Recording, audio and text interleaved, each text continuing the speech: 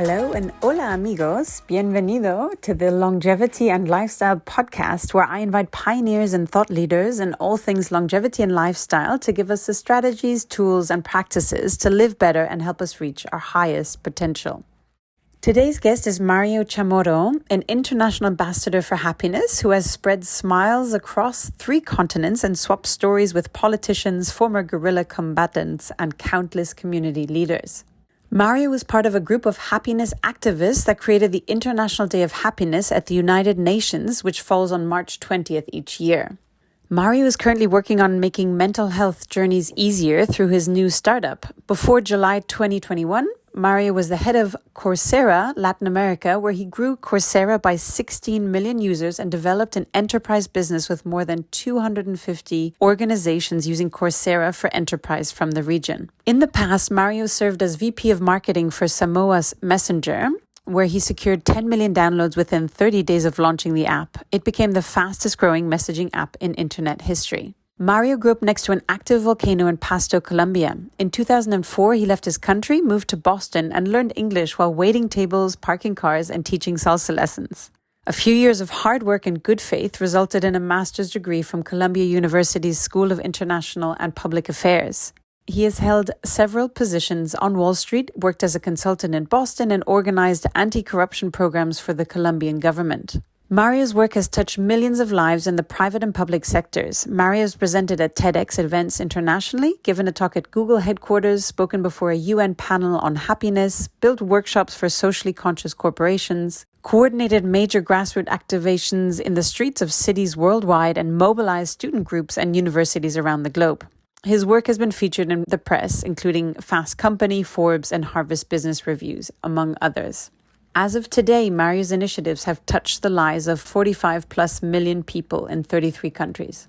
In this episode, we cover what it's like to create the United Nations International Day of Happiness, what Mario's daily dose, DOSE, of happiness hormones look like, hint, it's an acronym, and how to plan your day accordingly. We talk about stoicism, growing up next to a volcano in Colombia, reaching your dreams, not letting a no stop you, solving for mental health, the joy of being happy and spreading happiness, and much more.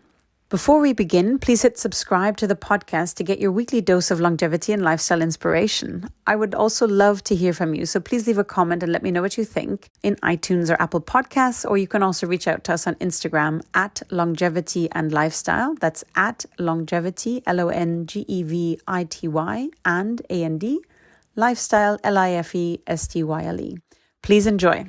Welcome to the Longevity and Lifestyle podcast, Mario. It's such a pleasure to have you on today. It's my pleasure to be part of your podcast. I have it in my background. I can see it there, Mario. Thank you. Mario, I'd like to start with why happiness is such an important passion project for you, or way of life, I should say, and why happiness, in your view, is also so important for longevity. So happiness is important for me because I believe it's a good way to live our lives.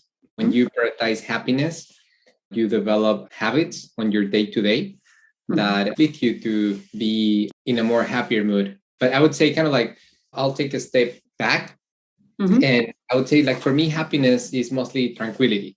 For me, happiness is not being super optimistic. It's just kind of like we're going crazy. For me, happiness is just to be tranquility. For me, happiness is a lifestyle to be at ease. So that's what happiness is to me. And when you think about a lifestyle, that means it's a sum of different habits. And to be at ease means to have tranquility. So that's happiness for me.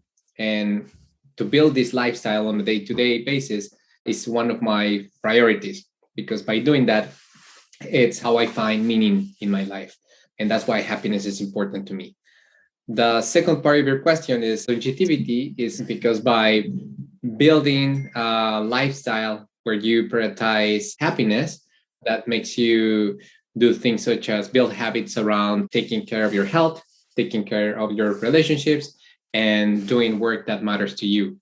And when you have balance between those 3, you have a better longevity. So for instance, one of my goals is to climb the volcano from my hometown for my birthday number 80. So, oh, wow. Can I go with you? I am 41 right now, and I just climbed the volcano probably like 4 months ago. So I know like I need to be in shape in order to do it. So that's why by prioritizing this, I can reach my bucket list goal of going to the volcano on my birthday number 80. I love it. And part of my goals is to be the 90-year-old that goes skydiving. I think I want to also maybe climb Kilimanjaro, but maybe climbing a volcano would be fun as well. And just having tons of fun, because I think when people think of longevity, they think like, oh, I don't want to be in ill health and sitting on a sofa for another 20 years. That's not interesting. Actually, what I want is to live really well, right? So it's increasing health span of the healthy years. So you can do cool things like climbing a volcano at 80 or jumping out of airplanes or whatever it is that you might want to do, or just even playing tennis or something that maybe a little bit more, more normal. Amazing. Mario, you were part of a group of happiness activists who created the United Nations International Day of Happiness, March 20th. Can you talk about how this came to be and what was the idea behind it? That was a fun experience, which started back in year 2010 when I walked into a bar. This is not a joke. It's kind of like that's the typical joke thing, right? in Boston, and then I saw a lot of people who were sitting in this bar were kind of sad. So you had couples on tables that were staring at their cell phones, they weren't talking to each other. So then I asked a friend of mine, like, hey, what do you think makes these people happy? And she said, hey, Mario, you always have Post-it notes, right? Like this one. And you always have Sharpies. So why you don't go and ask them to write anything that makes them happy? So I said, that sounds fun. So I went through every single table in that bar. Like, hey, my name is Mario. Can you please write anything that makes you happy? And hopefully, if someone is listening to us right now, they will write. Actually, Claudia, if you can also like write something that makes you happy, that'll be fun. Sure. Oh, I have a long list. How many things should I write? Oh, as much as you want. If you want one, so you can share with our audience. Okay, so on my list, I've got my kids being silly, sunshine, the ocean, sunsets, laughing, friends. And that was the beginning of my list that I just did in however many seconds. Great. So sunshine, friends, kids, laughing, being silly, because I like to be silly. That's good. Making of ourselves is important. Mm-hmm. Yeah, don't take myself very seriously. That's good. So by asking that simple question, couples start holding hands and start having conversations. So when I saw all that impact of just such a simple thing, my friend turned back to me and say, hey, how about if you collect 3,000 of these Post-it notes and build an art installation?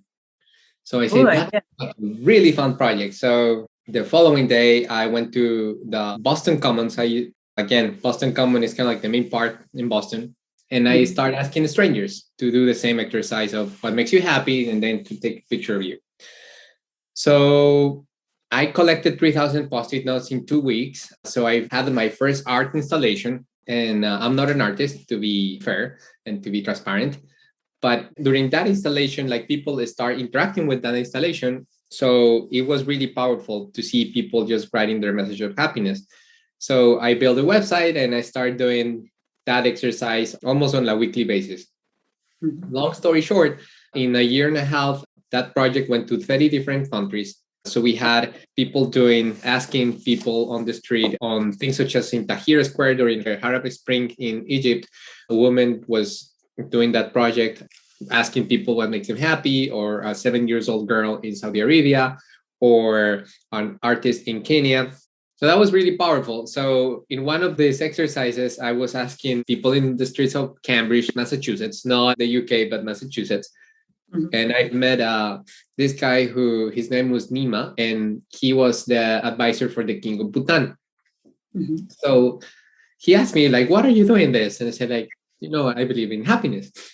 So he shared the story about his king, how the King of Bhutan asked people of their country of Bhutan what makes him happy. And that's how they built the gross national happiness. That was the very early beginnings of the gross national happiness. Mm-hmm.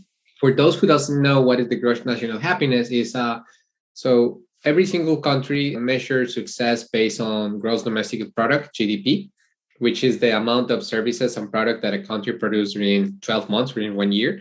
So in Bhutan, they had a different vision. So they believe in happiness and it should be a more holistic measurement. So it's not only like the amount of goods and services, but it's also to take things in place such as the environment, time with family, and others. So this country is only like 1 million inhabitants, the population country, but became very famous because they managed their economy based on happiness. Mm-hmm. So when he shared that example, like I got really excited. And that's how he ended up inviting me to the first summit on happiness at the UN back in 2012, April 2012, where ministers or secretaries from 65 different countries gathered to talk about how to implement happiness in public policy.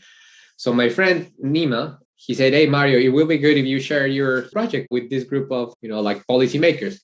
So during that summit, I shared this project that I just shared with you.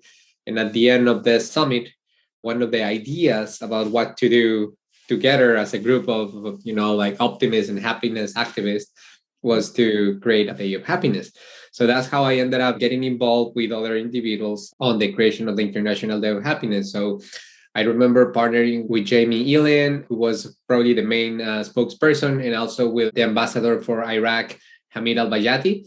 And he shared with us that his commitment with happiness was very high because when he was part of the regime of Saddam Hussein, he got tortured by Saddam Hussein. And he said like the only thing that helped him to survive and to overcome those challenges was his thoughts about happiness. So that's why he felt in debt with happiness. So he helped us, and we convinced 83 countries who signed up this proposal. So that's how March 20 became the International Day of Happiness under Ban Ki-moon's direction. At the United Nations, such an incredible story. How is it celebrated? What is the typical celebration for the International Day of Happiness? The whole idea is we started like Christmas has a day, December 24th. So we say like, hey, happiness should have a day. I believe a lot in social movements, and social movements need things such as one, a powerful story. Two, you need ways how to connect one member with a movement with another member or with the movement itself. And three, you need a lot of colors or things where you can connect with each other, kind of like it's part of the tribe or it's part of the community, right? Yeah. So we thought that yellow was kind of like the color of this particular community. So we light up the whole Empire State Building in yellow. I remember Pharrell Williams was there. And also we light up the Coit Tower here in San Francisco in yellow to do kind of like a cross-pollination happiness, yellow illumination. And the tallest building in Bogota as well to complete the triangle. But other than that, we built a lot of activations on happiness, like in several countries. There is a very great organization in the UK called Action for Happiness, and they became the leaders on creating all these activations during the International Day of Happiness. So yeah, UK was extremely important.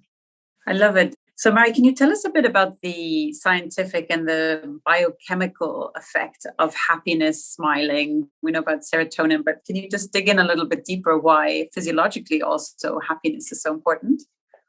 Sure. So we call it the happiness dose, like DOSE.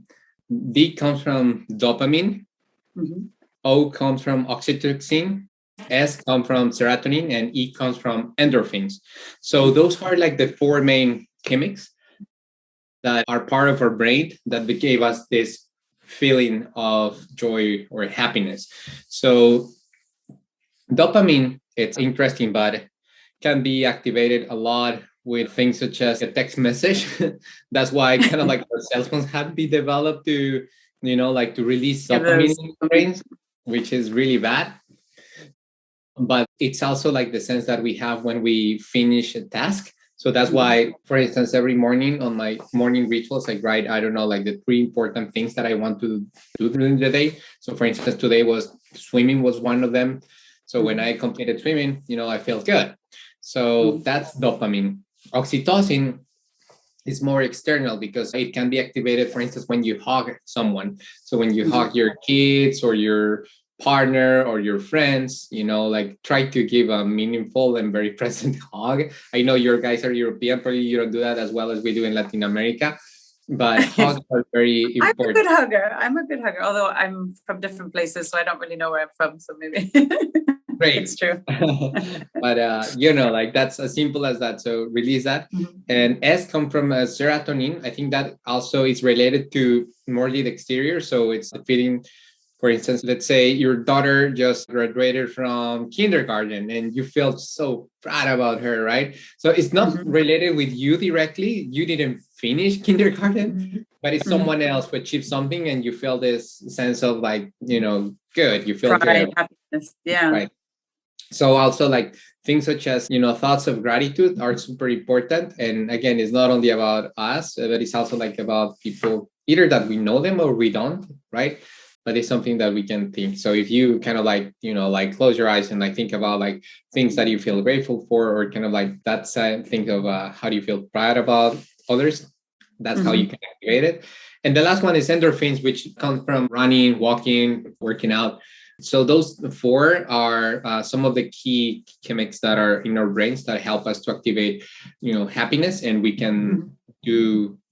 we can practice them on a daily basis. Again, I just gave you a list, like dopamine, make a list of things that you want to do. Oxytocin, just go and hug someone. Serotonin, close your eyes and just feel pride for someone that you love. And endorphins, go for a walk or just go do 5 push-ups or something like that. I'm curious, Maya. So is your daily 3, 4 things to do, your to-do list based on the dose? So do you have to take a D, an O, an S, and an E each day? Actually, it's funny, but I was just thinking about it. I do kind of like I build habits based on 3 things: on health, relationships, and work. So on a not very voluntary basis, I ended up activating the 4 of them. So again, this morning, like dopamine, the first thing that I did this morning was to write things that I want to achieve during the day. On oxytocin, I went for a walk with my wife and we hug for, I think, like 5 minutes or so, because we always do morning affirmations, such as, like this morning was El universo conspira a nuestro favor. It's kind of like the universe conspire in our favor, something like that. And just to try to see it, like very meaningfully. And, Beautiful. And yeah, like the S, we always do with my wife also, like what are the 3 things that you feel grateful for every morning? And endorphins, I went swimming. So yes. Wow, you got your daily dose. I love it, of happiness. You walk the talk. I love it, Maya. Amazing.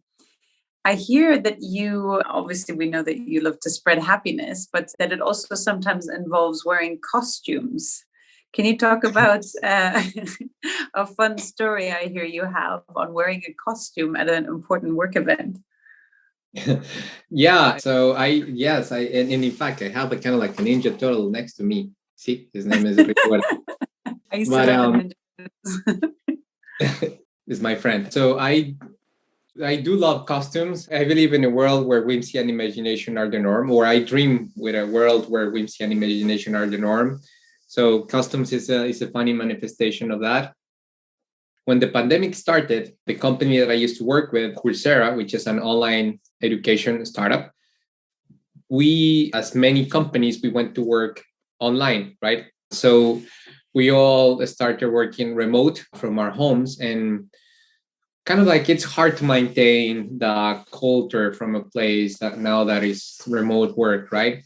So I remember just missing that, like that culture of like whimsy that Coursera had, and it was fun and it was quirky. And so we had all hands meetings or town hall meetings twice per month with the whole company. So as a joke, one day I start putting actually I always have here kind of like I have my Mario hat, right? Because my name is Mario. So I came out like that, and then I turned and I found a mustache. So I became kind of like Mario, right? You're just missing the wheel. Yeah. So then I got a lot of like internal messages like, oh my God, that's really fun. You should kind of like have another costume next day and next town hall. So I did that, and ended up having a different costume, and then starting failing all this kind of like, like the culture that we have at Coursera. So I ended up having more than 40 costumes. Yeah. So you're ready for Carnival at a drop of a hat. You can. Yeah. No, and Get actually, it's funny because actually, okay, I have a picture here. So it became a thing at Coursera. So then, like we had our own Slack channel and people were, like sending me ideas about what costume should I wear. So the office in India, one day they say, hey, like we have Gandhi Day.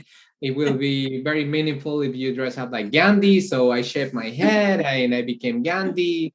And just by doing that, then I start, like having emails from coworkers that I never knew.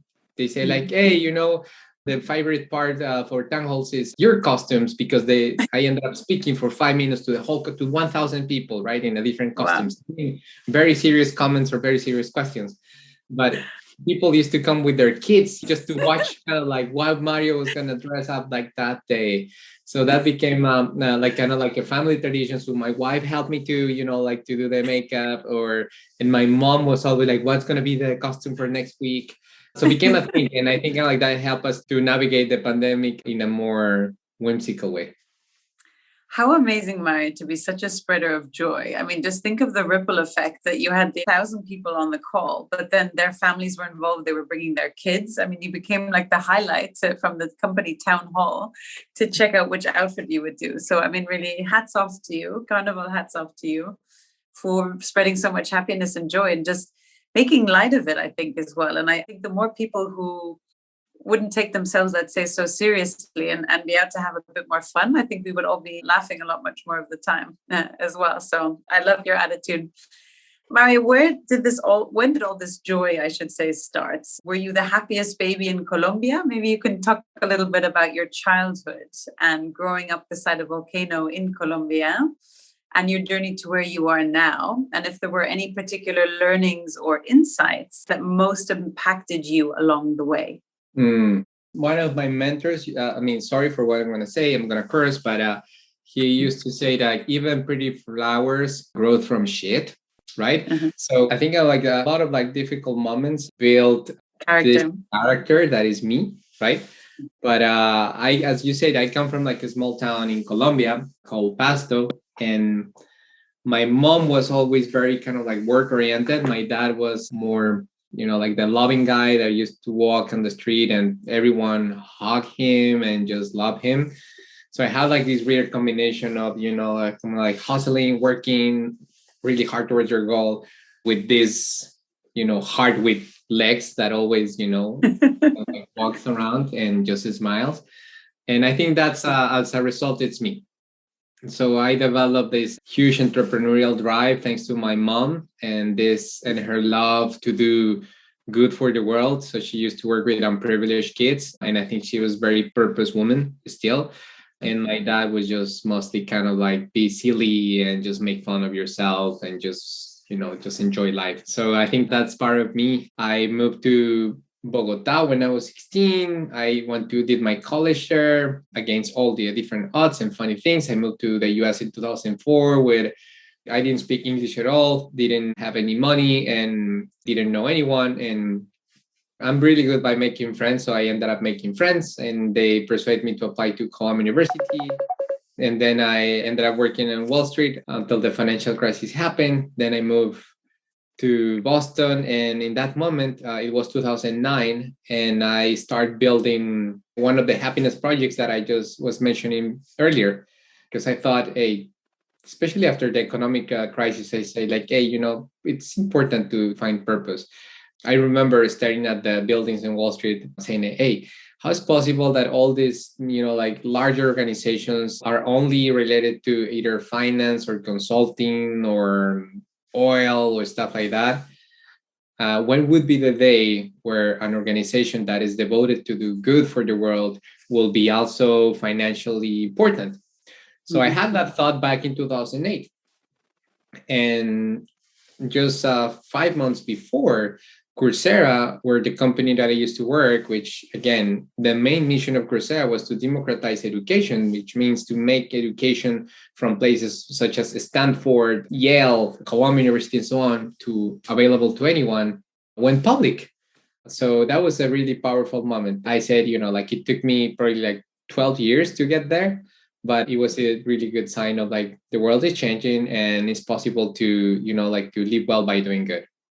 I love that. And I love your vision of having the most successful or a very successful company that is just doing good all day, every day, and that to be one of the major global leaders. So maybe in our lifetime, what do you think? How long is it going to take for that to happen?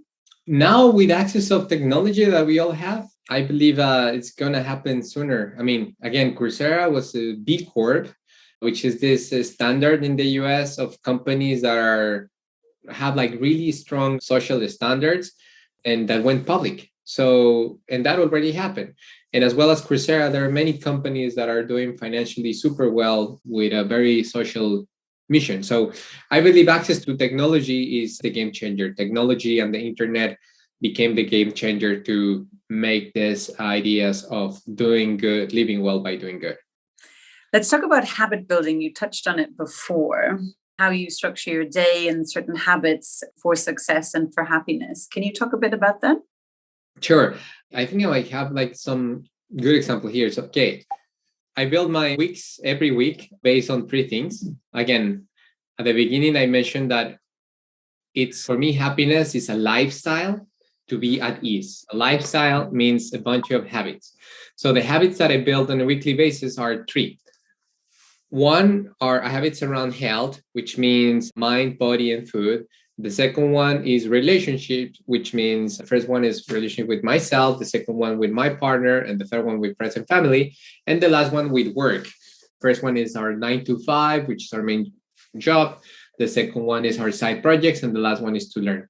So every Sunday at the end of the day, my wife Lara and I, we sit for probably 30 minutes and we plan the whole week around these three buckets: health, relationships, and work. So let me show you, like, this is, for instance, how my schedule looks like. So it's very key to be super intentional, because if you're not intentional with the things that matter to you, it's really hard that they're going to happen. So in order to be intentional, the system that helps me is to place activities on my Google Calendar, because I know if they're in my calendar, it's very likely that it's going to happen. So with Laura, we do, like, as you see, like in this picture here, we put it on a living room, on a calendar that we have, and then we put it on the Google Calendar. So green is health. So you can see like the different things that I have in green, such as meditation, running, biking, and so on. Relationships. So we have like a bi-weekly date with my wife. Yes, we live together and so on, but we do space for like really, really meaningful connection. Or we also have, okay, this week we're going to spend time with friends, and work, is also important. That's how I build habits on a weekly basis. And when I start asking myself about which habits should I build, is, like basically things that are really matter to me is a combination between the things that matter to me with the things that I can control. And in the middle is where I am really focused on, because again, probably 99% or 98% of things that happen to me are totally outside of my control. So being aware of that is really important. So I really focus on things that matter to me and I can control. So as a result, for instance, like during the pandemic, about this habit building and health, I challenge myself with my wife to walk 10,000 steps per day. So we have our Garmin, watch, or any watch. Got my Apple Watch, yeah. Apple Watch. So we started doing the 10,000 steps. That helped us to connect more, to spend more time together, but also to be away from our cell phones or computers. And thanks to that, some days I was running out of my 10,000 steps, so I needed to run. And I hated running, but I started running, and then I fell in love with running. So then I started running half marathons and so on. Wow. So that's a like whole compound effect, right? 10,000 steps, 5,000 steps can sound a lot, but maybe it's not a lot. But thanks to that, you can like start building beautiful habits. So I think like examples like the 10,000 steps on health and how impactful is the compound effect. I think like that's super important. I love that. And I think it's for people to also realize it's a springboard, right? Because people think, well, I'm never going to run a marathon. But it's like, no, you don't need to run a marathon if you're mainly sedentary. Start with 10,000 or, even 1,000 steps, 5,000, then you're at 10,000. And you build up the strength, you build up the momentum. And then all of a sudden a half marathon is possible. And then, who knows, you might even go for the marathon. And at 80 years old, you're climbing a volcano, right? So it's all on the path. And it becomes more and more realistic. And you're like, you know what, actually, I can do it. And it's exciting because you're achieving these really big goals that you previously never thought possible. So very, very cool. Mario, you celebrated your 40th birthday last year. And I heard you got an incredible gift from your wife. Can you tell us a bit more about that? Yeah, she surprised me a lot. So I was, I don't know, it's kind of like, I don't know if it's called like the midlife crisis or so, but I was thinking a lot about, hey, I'm turning 40, my goodness. So I remember that I even did a presentation to my board of directors. I always have like a personal board of directors. So I used 4 slides. Each slide, it was for every single decade in my life. So I had like from 0 to 10, 10 to 20, 20 to 30, and so on. So I had key learnings, so highlights and lowlights for each decade, actually. And then I was kind of like, wow, I was telling Laura, hey, it's crazy to think that, like my life can be summarized in 4 slides. So probably I only have 4 more slides and that's it, I'm out. So anyways, I was just like doing all this introspection exercise and so on. And suddenly Laura came out on my birthday day with this beautiful song called Cuy de Corazón Grande. Cuy is the guinea pig, it's like this guy. It's kind of like it's the main animal in my hometown. And like a lot of friends call me Cuy. So she partnered with another good friend of mine who's a fantastic musician, Juan Ospina, and they wrote this beautiful song that summarizes my life in a song. Instead of like 4 slides, summarize my life in 4 minutes or 3 minutes. Yeah, but I think, it's now there for eternity, right? This beautiful song about your life. So that's really beautiful. That's what I told my friend. He made me immortal. Immortal, exactly. In 200 years, they're going to be wondering, who is this Mario? Or, well, you're already famous with your International Day of Happiness and spread of happiness. So let's see where the next years will bring you.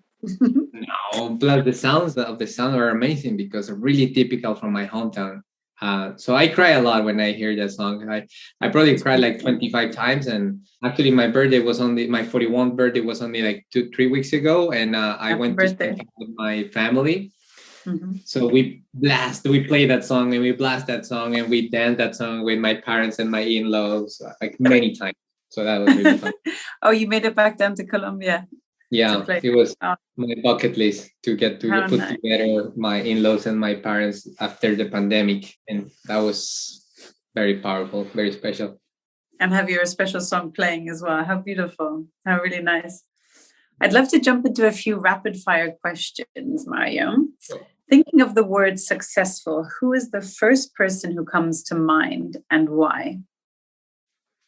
I have one of my friends and mentors. His name is Juan Pablo Calderon. We call him Dumpa. For me and for my wife, we believe success is to live life in your own terms. So this guy, Dumpa, he's brilliant. He has, on the science point of view, he has a PhD, blah, blah, blah.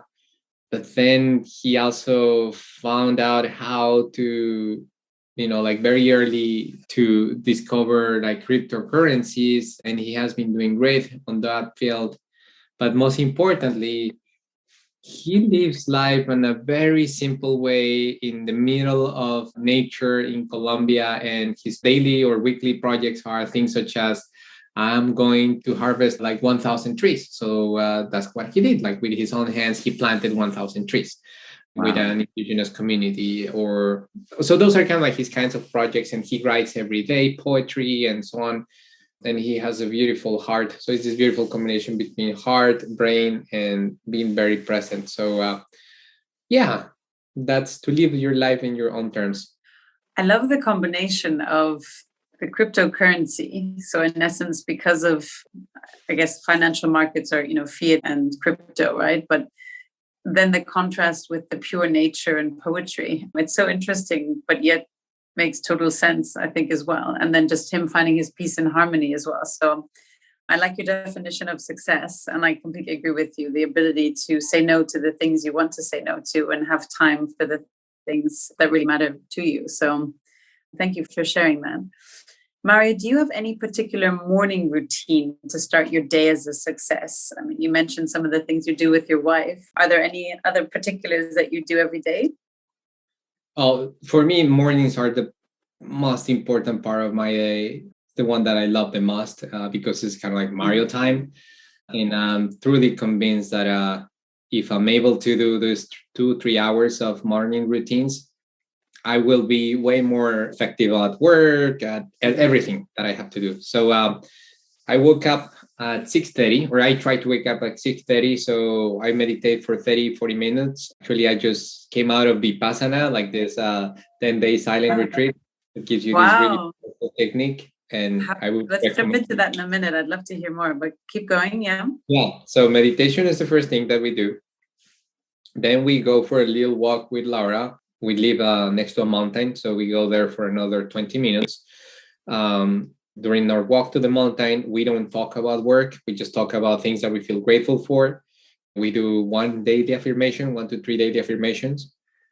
On our way back, I start movement. So I either go running or swimming or biking or anything.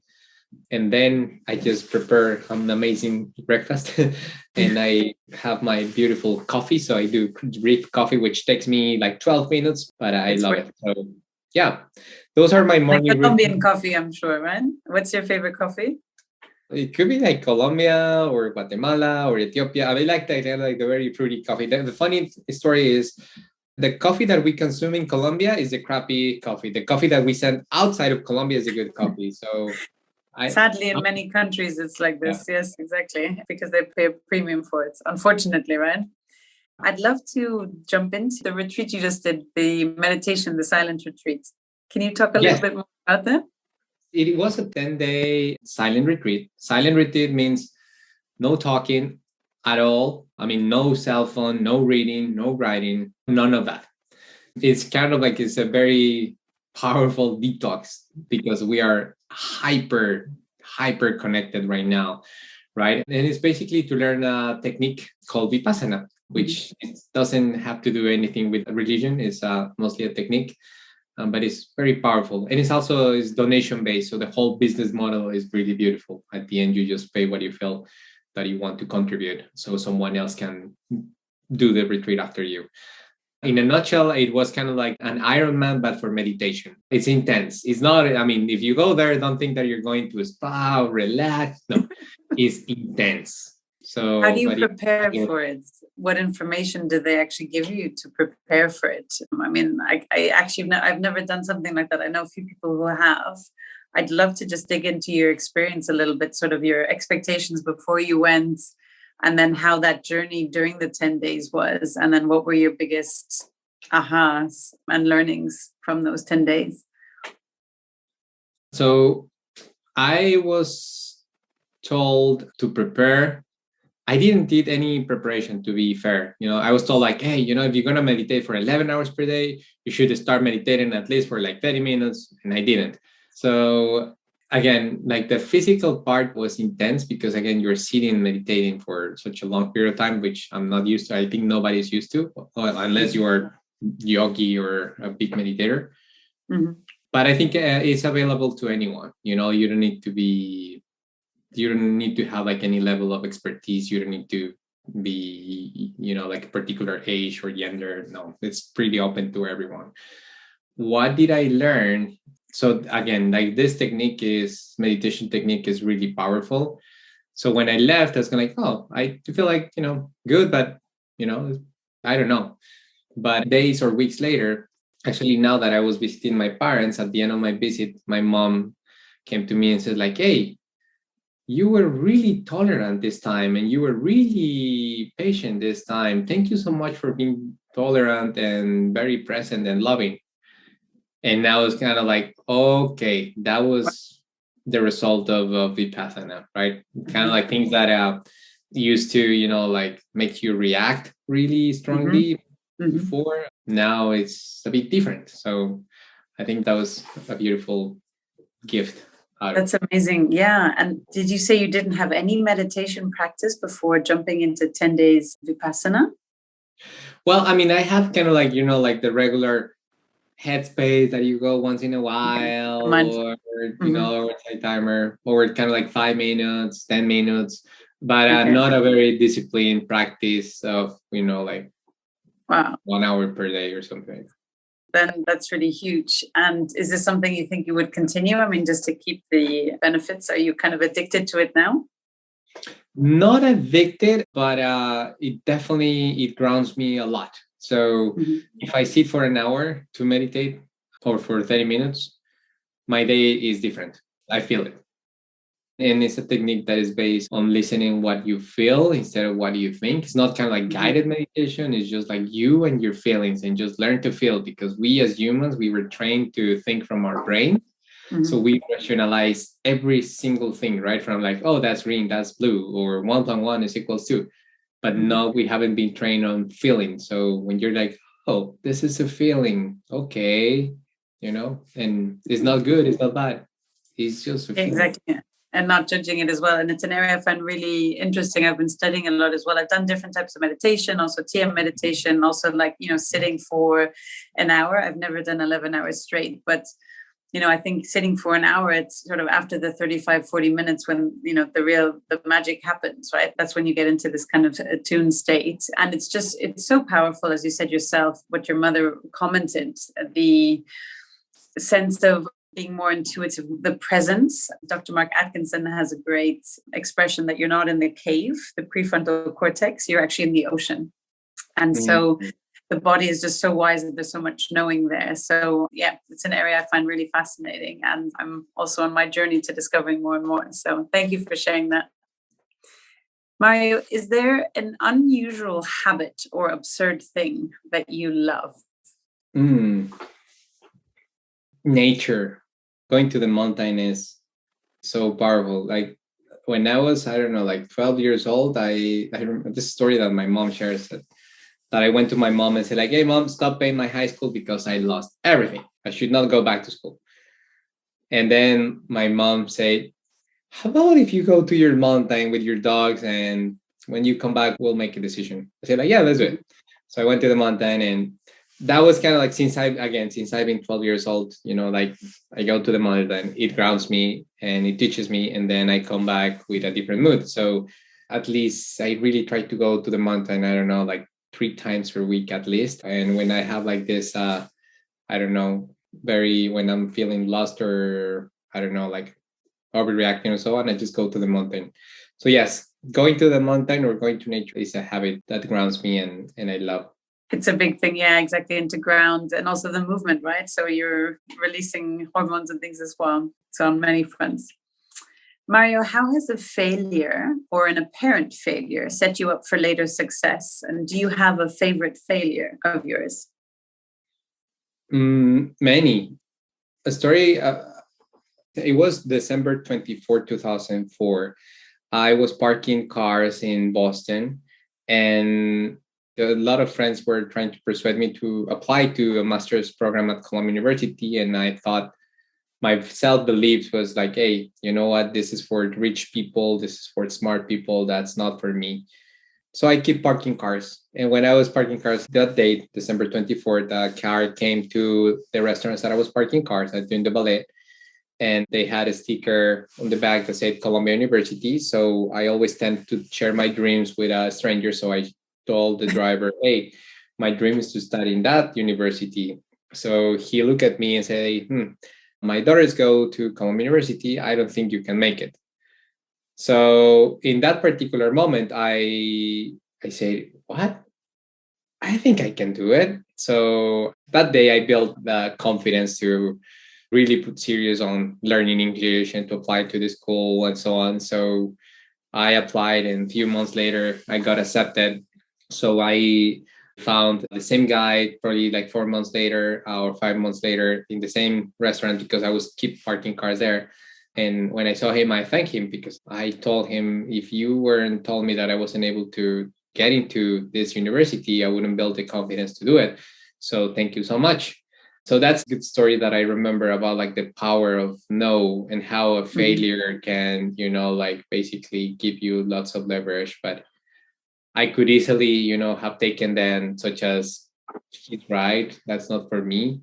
And just, leave don't pursue my dreams. But I'm glad that I had a different attitude. Yeah, exactly. And that gave you the motivation. And two questions from that. One is, why Colombia? Why was that? And I mean, you were in Boston, right? There's Harvard, there's amazing universities in Boston as well. So one is, I guess, to understand, why was Colombia so fascinating, or why were you focused on that? And then two, what did the guy say when you told him that you would apply and actually got in? And thank you for telling me I wouldn't get in, because now I got in. What was his reaction? So why Colombia? It was I was very interested in the energy markets back then, and I found this program at Colombia that combined energy markets with policy making, which was two of the things that were close to my heart. And also because he was based in New York, and I was very curious about New York City. And what this guy said, he was speechless. He was like, I'm sorry. So no, but he used to say thank you. Don't be sorry. Yeah, no, I was, really casual, like, thank you. Yeah. Really cool. Do you have a favorite quote or piece of advice received that was a real game changer for you? Yes, the obstacle is the way. That's a good quote. I think it was coined by Marcus Aurelius, the emperor of Rome. So what stands in the way becomes the way. So I believe that's a good quote that I like to remember. Because we'll find obstacles in every single aspect of our lives, in our relationships with our partners, in our work. When we're trying to develop any habits, you want to go for a run and then it's raining and you're like, okay, I'll do it tomorrow, or anything, right? So I believe like the obstacle is the way. So whatever stands in the way becomes the way. So I think that's a good reminder. The obstacle is the way. Obstacle is the way. I love that quote. It's also, it's facing the fear and going through it. And, Joseph Campbell's work, I'm sure the hero's journey. It's, pushing through is exactly. And I think even Tony Robbins has a thing that the biggest challenge you're facing is actually the most important one. That's the thing you need to focus on, the one thing, and not just push it aside. So it's Marcus Aurelius summed it up very nicely with the obstacle is the way. I like that. Mario, in the last 5 years, what new belief, behavior, or habit has most improved your life? Habit that has improved my life, I would say the 10,000 steps. It could be, could be 5,000 steps, but that helps me to go out and walk. And that walk brings me to nature, or brings me to conversations, or brings me to reflection, or brings me to important things. Just the 10,000 steps. I like that, because now you said you're running half marathons because of the 10,000 steps. Is that right? One step it started, and then 10,000, and now marathons. I love it. Let's talk about mental health, Mario. You've now made a move on to a new startup in the mental health space. Can you talk about your view, and especially coming out of COVID, where I think, honestly, that's the biggest pandemic we're going to have and are having, is mental health issues that so many people will and are suffering from. Can you talk about your experience with mental health coming out of COVID and why you decided to do a startup in this space? Sure. So mental health, I believe right now we're in the mental pandemic. The pandemic basically accelerated the impact of mental health around the world. So we can see, like dramatic numbers such as 800 million people committing suicide per year, like 300 million people suffering of severe depression in the world. In Latin America, the consumption of antidepressants have tripled down. So there's a lot of very dramatic impact of mental health. And I believe the problem is not going away. The problem is just getting bigger. So you can see also like different conversations, on politics about it, on media. So there was the record number of articles in media about mental health in history happened just like 2 months ago. but also you can see market reaction. So in the first quarter of this year, like $900 million were invested in newly startups on mental health. So I believe kind of like definitely we're in the mental pandemic, and it's time, I believe, for governments, companies, and universities, organizations, and individuals to really, really, really pay attention on mental health. But even if the size of the problem is as big as I just described, one of the very challenging parts is it's really hard to talk about mental health. It's hard to talk about it with your family, with your friends, with your coworkers. So the level of stigma is very high. And break through that stigma is something that is really challenging. So yeah, in a nutshell, I believe it's a big challenge that the world is facing right now, and it's a cultural time right now just to do something about it. But on the bright side, I also believe that opened up lots of conversations. And I believe, like, it's crazy to think, Claudia, that there is no one word that defines that you're healthy on mental health, or you're right, neither in English or Spanish. So if I ask you, hey, Claudia, are you healthy? You say like, yes, but you're referring to your physical health, not to your mental health, right? And I think kind of like it doesn't have any particular, like demographic or geography or anything. It basically affects all of us. So yeah, so it's a good challenge, but I see a lot of hope there. People are paying attention most to their mental health. That's amazing. Are you able to talk already about what you're planning on doing with your new startup in this space? Yes. So that's a beautiful problem or beautiful challenge to solve. And I want to be able to create a platform that can democratize the access of mental health, starting in Hispanic America or in Latin America, and then moving across other geographies. So right now, I left my last job at Coursera like 3 months ago, and we are in our journey to build a model that can help us to democratize mental health access, as well as we did at Coursera with education. I want to do it now with mental health. So putting together media, because I believe, again, stigma is a big challenge. So I believe media is a big tool, a powerful tool to influence behaviors. And that's combining really good art and design. And on the other hand, using technology by combining science and engineering to build a good solution. So hopefully in a couple of months, I can, like share this platform with you, Claudia, and with your audience, and just to see, hopefully that will help you or any of your audience. I would love that. And such a worthy cause and so important as well. And I think to your point around stigma, and especially depending on which country and culture, but I really feel it's so important for people to talk about it. I mean, I had phases also with postnatal depression and things like that as well. And I think it's very much like I grew up with, you have to put on a brave face and you don't talk about things. And I think that the more you open up, the more other people realize it's actually okay to talk about it. And by talking about it, in essence, a problem shared is a problem solved. So the more that you make it okay to talk about it, the more help I can do. And I could imagine in Latin America that this might be carrying more stigma maybe than in other places. So you have maybe a bigger challenge than other places to discuss it. But are you using some of the strategies and tools that you've seen in the US, or how is your strategy on helping? You said using media, and is it courses, or how are you going to structure this? Yeah, on the media side, it's definitely using courses, but it's also creating really good content on topics such as how to manage a panic attack, or what is depression, or how can you prevent depression, or how can you deal with OCD, or how can you build habits to do X, Y, and Z. So that's part of the content side. So it's about like body, mind, and soul. And on the other side, we're going to be developing tools to address some of those challenges. Really exciting. Thank you for sharing that. And please let us know when it's launched. I would love to share that also in my community, my audience as well. What, in your view, separates a good leader from a great one, Mario? I think a great leader is someone who can, for me, a leader is just like someone that empowers other people to do what they're good at. So part of it is just to identify what are like those superpowers that people have, and somehow to give them the confidence and guidance for them to use those superpowers to support any cause that is greater than them. So it's basically to unleash these superpowers or to unleash these beautiful skills and powers that people have.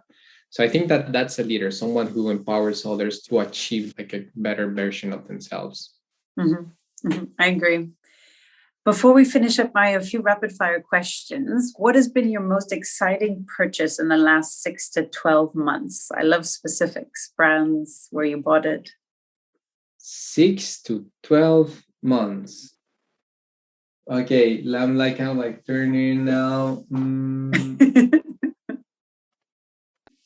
Okay, so I think kind of like maybe I mean, this is like really kind of like not the best, but maybe kind of like my iPad, because now I'm like taking lots of notes here and I'm drawing and I'm constantly, like I used to do that on notebooks, which is great, but I ended up lost in all those notebooks and not having track of like the ideas pages and so on.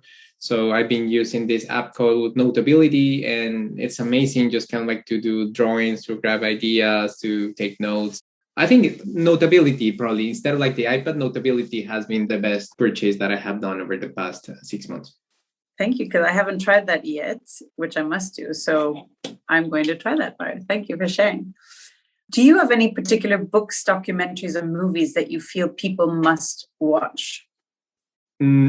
Books, yes. Part of my morning rituals, I read The Daily Stoic by Ryan Holiday. So it has 65 daily meditations. And again, it's one page. It's just like sometimes it's only like one paragraph. Like for me, Stoicism is something that is a very powerful tool, and it's a philosophy that is really pragmatic. So I love the practicity of it. So each meditation, like gives you one specific reflection for one day, and it will take you only like 5 minutes, but I think I'm like, that's so powerful. So that's the book that I would suggest. And in terms of like movies, one of my favorite movies is Big Fish with Ewan McGregor, and it's about Big Fish. Yeah, it's about a relationship of like dad and son, and just like sharing stories about life in a very whimsical way. And again, I believe in a world where whimsy and imagination are the norm, so that movie kind of like represents that. I love it. In the last 5 years, what have you become better at saying no to, like invitations or distractions, and what realizations and or approaches have helped? It's hard to say no for me. I have found myself as like to have a lot of like people pleasing challenges. So it's hard for me to say no, but I've been start saying no to things that I don't feel good. I mean, it's not to please people, but if I'm not like really feeling it, I can just say no. And the realizations that I have from those actions are that, we should be guardians of our time. And when we guard our time, it's good, because time is the most important asset that we have. I mean, you can buy anything, but you cannot buy time. Yes, exactly. Such wise words. Mario, metaphorically speaking, if you could get a message out to 1 billion people, say by writing in the sky, and 1 billion people could read it, what would it say and why? What makes you happy? It will be a question. Perfect. And it's a question that I asked to 200,000 people. So if I can do like the billion, yeah, what makes you happy? I love it. And why? Because I believe people should prioritize that things that makes them happy, or things that matter to them. But I don't think nobody will say, like, for me, it really matters to have a Ferrari or to be a big CEO, right? Agree. Yeah.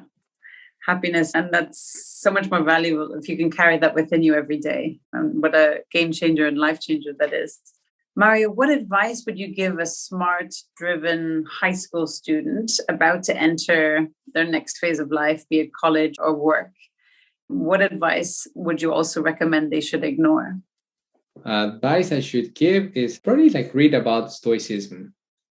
That's a good tool to have. It will help them in their relationships with their families, with their partners, but we also at the work, but also at life. And it's all about like to seek virtue and to seek meaning in our life. So I would say like read Stoicism is probably like a good advice, something that I would have loved to find earlier in my life. And they ignored the naysayers, you know. There always are going to be naysayers. There always are going to be bullies. There are always going to be divas. There are always going to be people that tell them that, so ignore them, like take no as a powerful force, as a leverage, not as something bad. I agree. And also I see no as a yes later on. So if you really want it, you just come back at a better time in a maybe reframed way. And often it turns out into a yes. So I agree. Mario, where can people learn more about what you're up to on social media or websites? And what would you like to share with people? I think my personal site, which I don't update often, it's called mariochomorro.co. I think that's one. So it's MARIO and then CHAMORRO.co. Yeah. And the other one is, I guess my Instagram is easy, is Mario Chamorro. I intentionally deleted Instagram 2 weeks ago, and it's giving me much more time. Again, talking about be guardians of our time. But when I'm back, I guess I post things there. Do you have any final ask, recommendation, or parting thoughts for my audience, Mario? Just, remember the little graphic that I share about where you can start, things that matter to you with things that are under your control. And in the middle is where you should focus. Things that are under your control plus things that matter to you. Thank you so much, Mario, for the time, the inspiration, the incredible work that you're doing, sharing that with us and the world. I really, really appreciate you coming on today. Thank you so much. Thank you, Claudia. Appreciate it.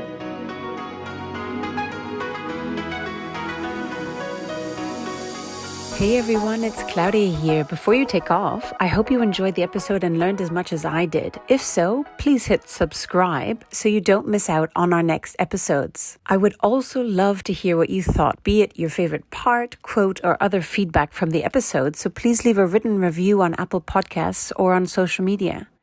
And if you think this episode will help someone in your own life, share it with them. Together, we can change our own lives and the lives around us for the better. Until next week, goodbye, farewell, and choose to live well.